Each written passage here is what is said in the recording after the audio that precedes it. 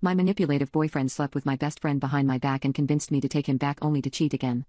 I have moved on, but now I have the opportunity for revenge. My ex-boyfriend of 4 years is a diagnosed narcissist and acts like one too. I broke up with him and got back with him a total of 9 times, and at the time I did not know why. The red flags of love bombing and telling me he loved me on the second date should have been a red flag, but they were not. In hindsight, I now know why I took him back so much. He spent his time carefully and meticulously alienating me from my friends by not letting me hang out with them, shattering my self-esteem with backhanded comments such as "you look super skinny today," and ruining my sense of self until I truly believed that he was the only person in the world who loved me. He even alienated me from my family and made me believe that cutting contact with them was the right choice. There was something very wrong with him. He was 29, taking advantage of a girl in her late teens and early 20s. The very last time I took him back was when I caught him cheating with my best friend. My best friend Sam was the only girl he allowed me to hang out with, the only girl he was comfortable with me being friends with, and was the only one he approved of.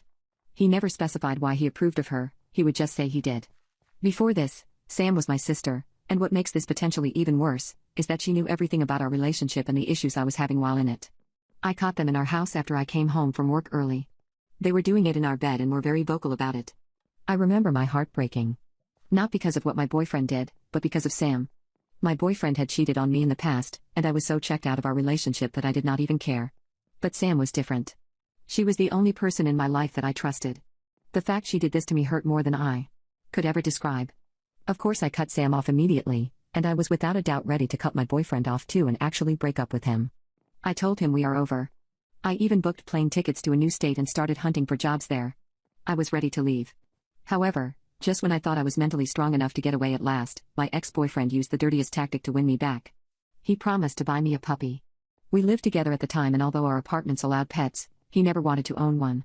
I begged him countless times, saying I would take care of the puppy, but to no avail. He even hit me one of these times I begged him. Now, he was telling me we could have one. He even sent a picture of the cutest looking Jack Russell ever, saying he was thinking of this one. My heart melted looking at it, and in a moment of weakness I gave in and agreed to take him back. I instantly realized it was a mistake. Sure, I had a puppy now. But I was living in misery once again. I was once again verbally and emotionally abused and manipulated on a daily basis by my boyfriend. It only took a few weeks after agreeing to give our relationship yet again another shot that it all started. The gaslighting, him telling me I am not good enough for anyone and I should be lucky he has the grace to take me back. I felt shattered once again. I felt chained and confined. Then a few months later I caught him cheating. And it was with Sam again. In a sick and twisted repeat of what happened last time, I came home early from work to find him and Sam in our bed. In that moment something clicked.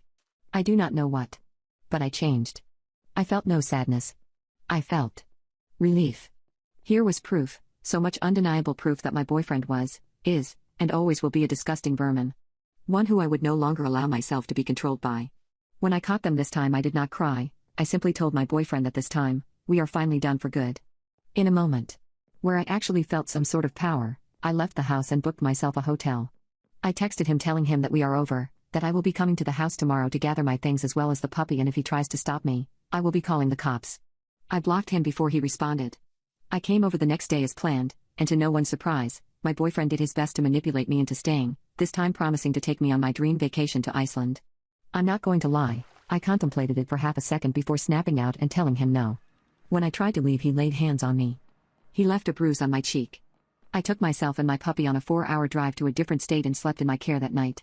I lived in my car for a few weeks until I found a place to rent in this new state. I contacted my boss asking me to relocate me to this new state as that was an option. My boss was wonderful, she understood the situation and transferred me immediately.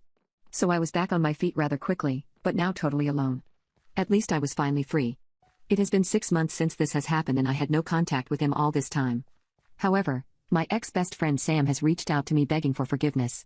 She says that she has gotten into a relationship with him and now understands everything I went through. He has alienated her, love-bombed her, manipulated and gaslighted her the same way he did with me. She is now begging for help and asking me to come pick her up. She wants to apologize and wants to make amends. I told her it is way too late for that.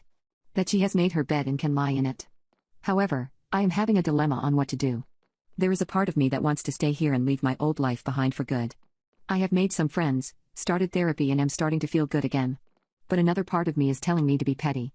You see, my ex is overall a terrible person and has had run-ins with the law. Despite this, he dealt alcohol to under 21s all throughout our relationship, and from what Sam told me when she reached out, He has moved on to dealing not only alcohol, but also substances. I was able to overlook the alcohol, as in my eyes giving alcohol to 19-year-old college students doesn't make you Satan, but dealing hardcore stuff is very morally incorrect in my opinion. Sam herself is too afraid to report him, as she fears for her safety. I could report him myself and make sure she is okay. I do not forgive her, but if anything happens to her I will carry the guilt of not doing anything for the rest of my life. What do I do? So I have decided to help my ex-best friend Sam out. I may get chewed out for this, and although what she did was disgusting and there is no denying that, I would feel awful about myself if I did not at least advise her on how to escape from potential danger. I texted Sam instructions. I told her that whilst I do not forgive her, I will help her out. I told her first to wait while he goes to work and then book yourself a hotel. Leave immediately. I told her I would take care of everything else. I reminded her that this does not mean that I forgive her, she is not my friend, and never will be again. But rather I am doing this as a way to leave my old life in the past forever, with an act that has been a long time coming. Sam seemed okay with this. As instructed, she booked herself a hotel as far away from the house as she could manage and went to it. That's when I made an anonymous report to the police.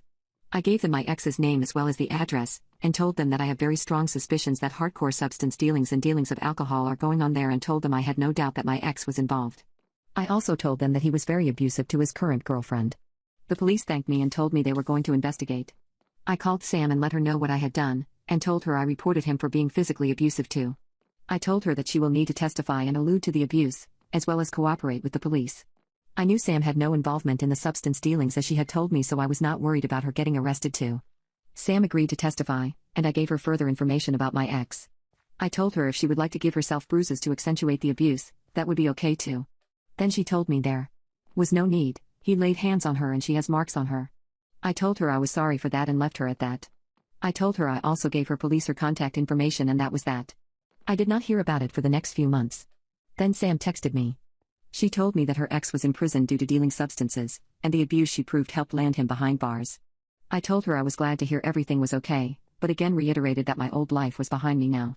I never wished to speak to her again, but I'm glad she made it out of the relationship. I then blocked her and have not heard anything since.